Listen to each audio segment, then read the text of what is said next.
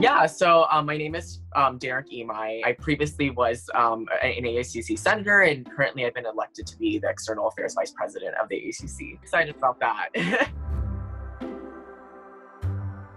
One of the first, major things that happened within my Senate career was that I had disaffiliated from Student Action. And my key takeaway from that was just learning just how to navigate what my personal values were. And so I think for the future Senate class, something that I really learned was just, staying true to your values is how do I stand on a certain issue?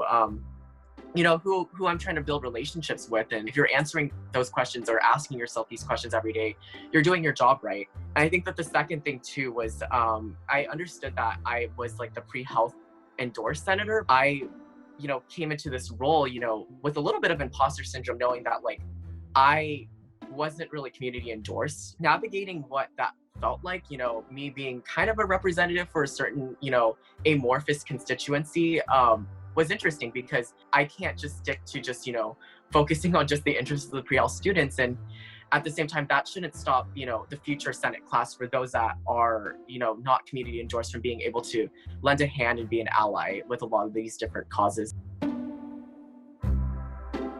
Basically, the campaign manager of this campaign called the Save Ethnic Studies in California reached out to me and wanted me to help support a resolution that basically supports the implementation of a model curriculum of ethnic studies in high schools. To me, it was really crystal clear that like this was, something that I felt strongly about, like it was right. Me being Japanese American, I recognize that, a lot of my history is erased in the textbooks. Like I have about 2 pages in the textbook in high school, and that's awful, but I can only imagine, so many other people within the POC community whose narratives are completely outside of the textbook and they don't even exist. I ran into a lot of obstacles trying to even push a resolution. And then shortly after, I was like, maybe the resolution isn't the right way. Like, maybe people are afraid of just, taking a stance on this because of the legality of the ASUC.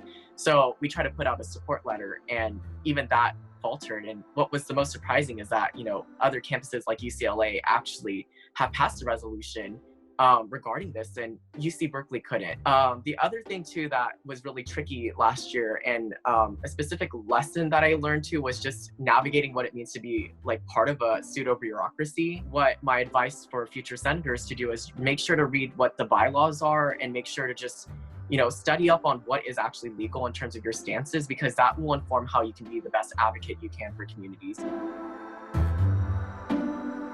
This is just with my whole heart. Like I enjoyed my office, like the internal workings of my office. I love just working with my heads of staff, like my teams, my departments. I can't think of them enough. They made it really easy for me to actualize some of these goals. In my role, I was able to work on, centering support on ALTA debates and, mobilizing students to be, stakeholders in that movement, because it's so relevant. I mean, if we have a hospital closing during this pandemic,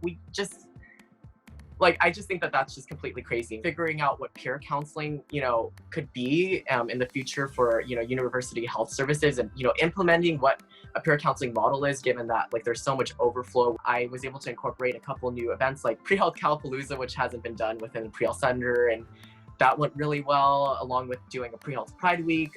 That was new, but we were able to carry on a lot of old traditions, like doing a pre-health opportunity summer resources fair. I was trying my best to be a resource for communities when it came to APSA allocations, because that's always tough. And the fight for space and the fight for funds is always something that's really inequitable, specifically for marginalized communities on campus. Really want to give a huge shout out to one of my team members, Lauda.